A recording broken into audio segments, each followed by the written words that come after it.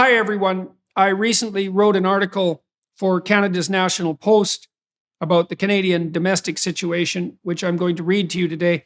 I'm reading some articles on my YouTube channel, partly because on more difficult issues, I can't speak extemporaneously with enough degree of precision, especially for things where I'm pushing my limits conceptually. And so now and then I'm going to read something, and that's the reason. So this is entitled Reflections on the Sorry State of Canada. I've had the great privilege of traveling to 40 American cities in just about as many states and to 15 European countries in the last 4 months. In the waning days of the great COVID panic, and I've learned many things about our great and self-conscious nation. First, I have not traveled anywhere else where the citizens and the government are more neurotically and fascistically concerned about the pandemic. It may have escaped Canadians' notice, but virtually nowhere else in the civilized world is it now required to wear a mask, as it is still mandatory, damn us, in Canada's airports and on flights out of our benighted country. There is absolutely no excuse for this, except the punitive and appalling self-righteousness of the Trudeau Liberals. What else might you expect, however, from a government that also includes Chrystia Freeland, a deputy prime minister, who has literally bragged about her colleagues' appalling performance on the economic front, claiming that it is actually good and meet for Canadians to empty their wallets at the gas pumps so that the climate emergency, which simply does not exist, see Bjorn Lomborg's expert analysis, stays first and foremost in their all too careless, by liberal standards, consciences. I simply cannot believe that this absolute failure of economic policy is now being trumpeted as a positive accomplishment. How daring, how appalling, how manipulative, how miraculous. Here's a hint for you saintly progressives. If you cared about the poor at all, the real poor, not the hypothetical poor you are hypothetically saving in the future, you would do virtually nothing but expend effort to drive down the cost of energy. Energy, which is precisely equivalent to work, and therefore to the wealth that ameliorates poverty. Second, it is almost impossible to overstate the degree to which Canada's international reputation has been damaged by the childish and ill-advised actions of our juvenile WEF marionette of a prime minister. The Americans I have talked to and with, including people very well placed politically on the Democratic and Republican front alike, listen in open-mouthed and disbelieving amazement when I recount the claim brought forth by the Trudeau Liberals and their hired Canadian Broadcasting Corporation bootlickers that the Trucker Freedom Convoy was financed by Americans hell-bent on bringing about a January 6th style insurrection in Ottawa.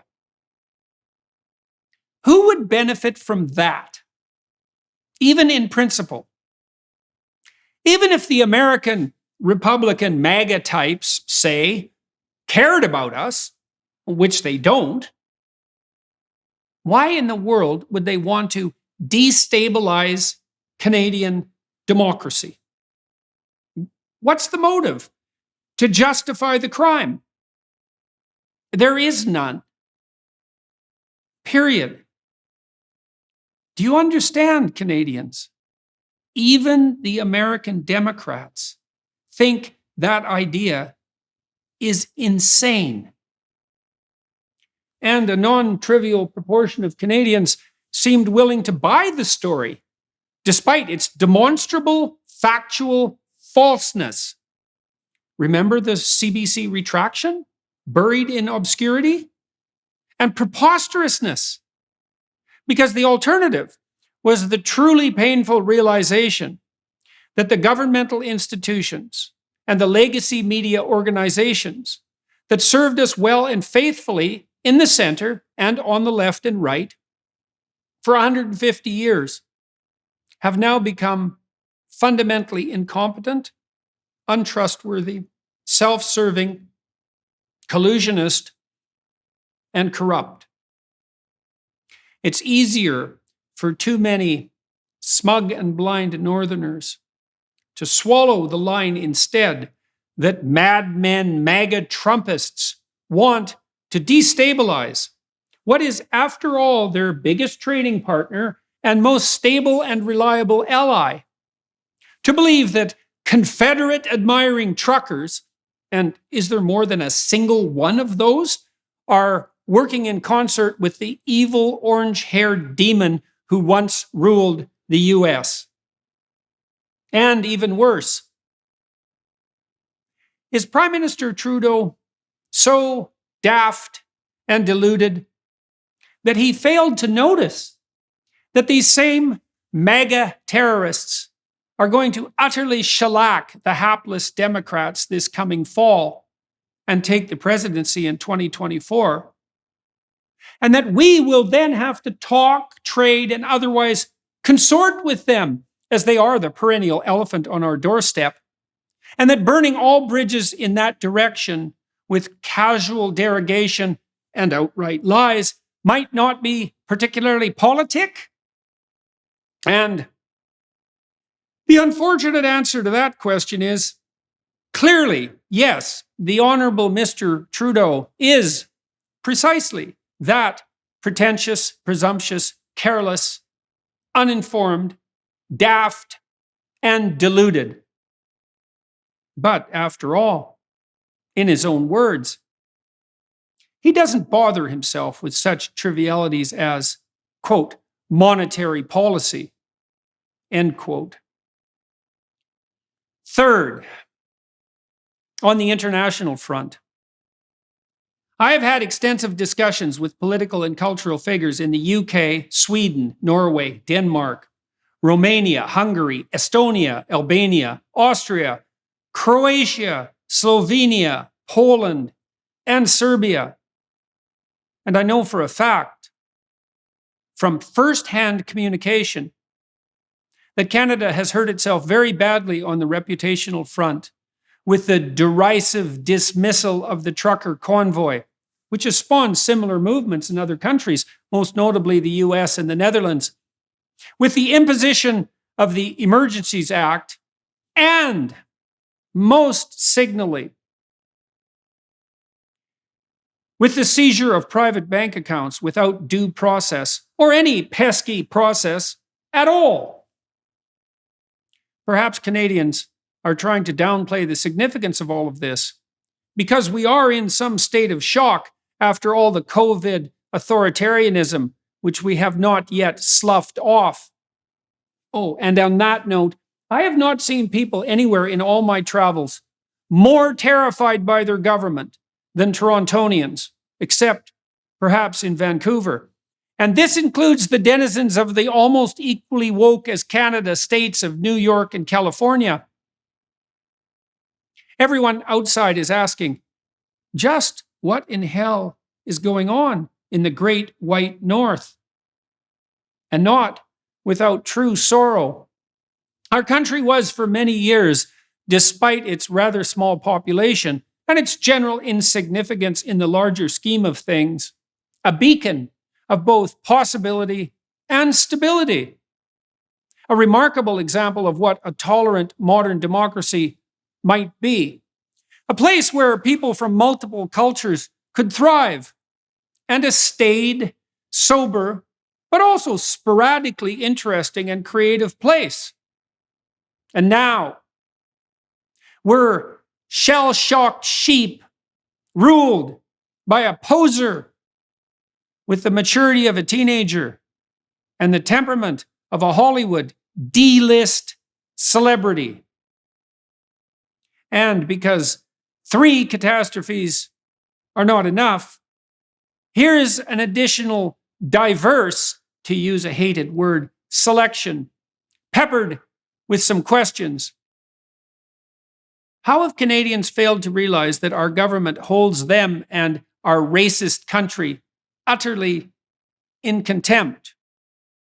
That Mr. Trudeau believes that his God-given mission is to elevate the consciousness of his citizens instead of serving their interests economically and practically. That the Trudeau Liberals are perfectly willing to make us all poor, miserable, and demoralized just to utterly fail in his efforts to save the planet. That the agents of that party and government are, as previously noted, perfectly willing and eager to trumpet that aim, which can be easily attained through the wretched combination of incompetence and moral Machiavellianism that characterizes the Trudeauites as a moral accomplishment.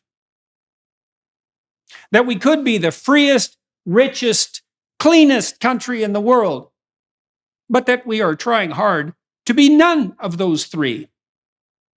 That we are dividing ourselves among racial lines that are more germane to the US just to ape the very progressive radicals whose idiot policies on the American front are dooming the Democrats to what appears to be the worst electoral defeat they have experienced in at least 50 years. That all the data on the environmental front indicates that the fastest way to improve the ecosystems on which we all depend is to make people richer, not poorer, and to do that with good old capitalism, so they have the luxury to think about the long run and the habitat of their children. And I have, as of yet, said nothing about additional issues, such as Bill C-11, which is perhaps the most appalling piece of legislation currently on the books. And that's a tough competition on the Canadian scene right now, which renders virtually every internet content provider in the world subject to the rules that should not even still govern the CBC and CTV, despite their use of scarce public airwaves, and which will make the rules regulating the net in Canada the most absurd and restrictive in the free and perhaps the unfree world. Or the appalling fact of the massive and continuing subsidization of the rapidly failing legacy media. Are you listening, CBC executives? By a government that only requires that the recipients of that largesse parrot back every foolish falsehood and lie uttered by the mad executive branch of our reprehensible government. Or the fact that because of COVID, WTF, really? Parliament has essentially been suspended for yet another year. Or that we are pursuing an energy policy generated by low-resolution thinking, Marxism-addled ideologues that will not only impoverish our populace by making energy unreasonably expensive. Have you noticed, Canadians, when you fill up your unnecessary vehicles at the pump? But that will only increase the probability that countries such as China will have to rely on coal to produce electricity instead of accessing, say, our plentiful natural gas. And that will therefore make the carbon dioxide burden borne by the atmosphere greater instead of lesser. And just last week, and in the aftermath of the Dutch farmer protests, that we are trying to reduce the absolute levels of the greenhouse gas nitrous oxide produced by those who grow our crops.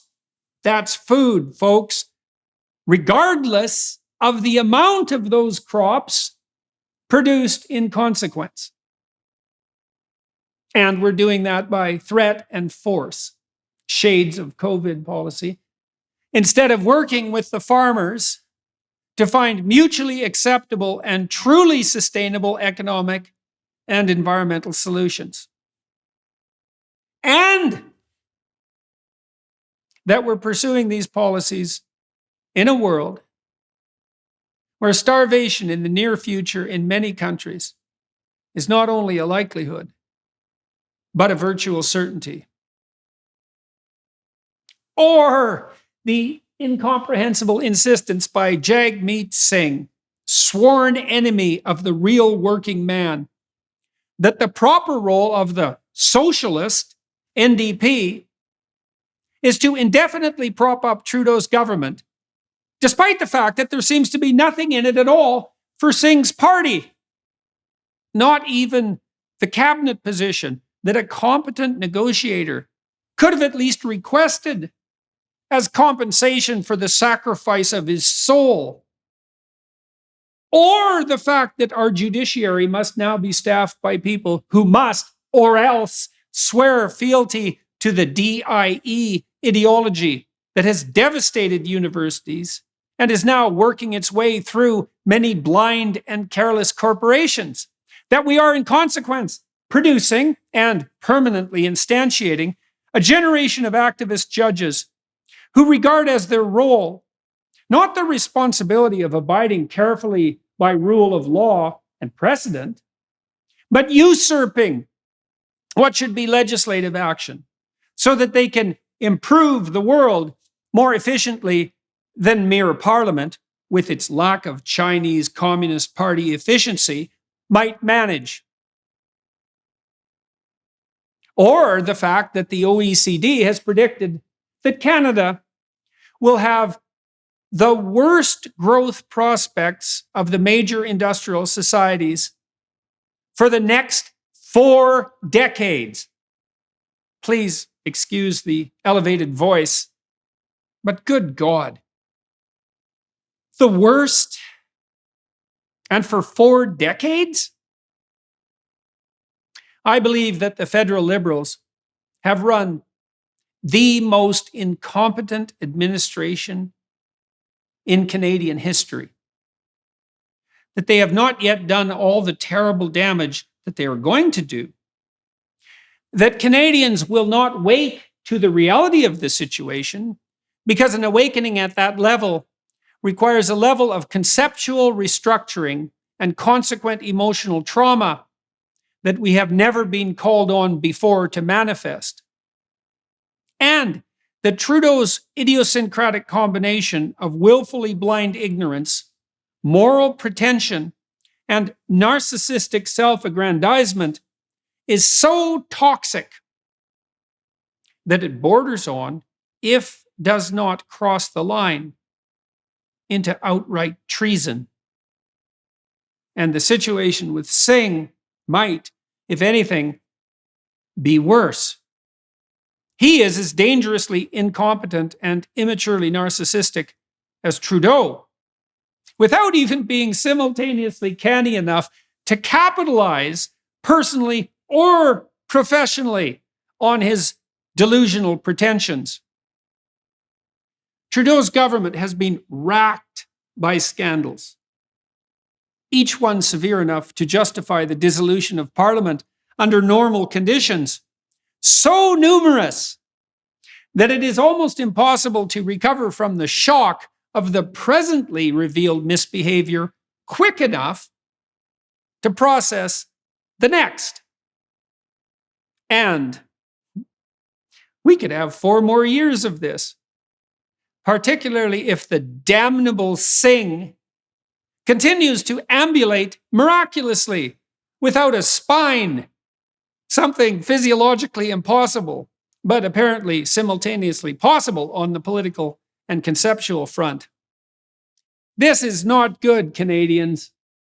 We not only look like fools to our great American allies and internationally, and the particularly self-righteous fools that only Canadians can be, we are actually being fools, led by the king of fools. And we're going to pay for it.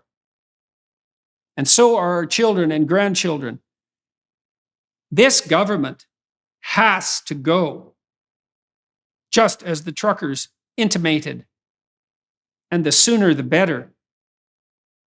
And hopefully, God willing, we'll be fortunate enough to find some competent adults to lead us. Conservatives, do you have it in you? Polyev, Charest, Lewis, Bobber, Aitchison.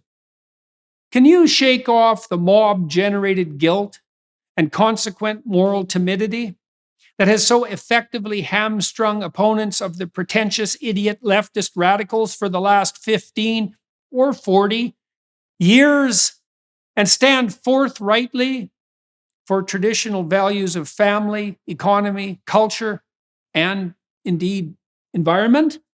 Can you serve as genuine guardians of the working and middle class, and rich and successful entrepreneurs and businessmen for that matter, and put forward a positive and attractive vision that's more than mere reaction to the overreach of the utopian left?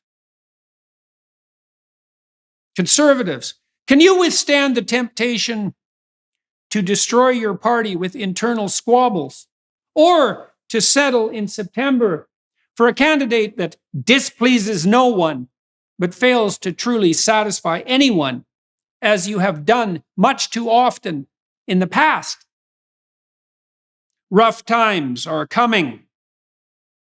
What with the cascading consequences of energy shortage, supply chain disruption, war in Ukraine, energy, and last but by no means least, severe and looming food and fertilizer shortage.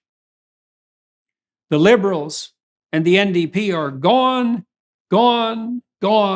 into the utopian clouds. I pray we have in Canada something in reserve that is better, although it is truly hard to see how anything different from what we have now could be worse.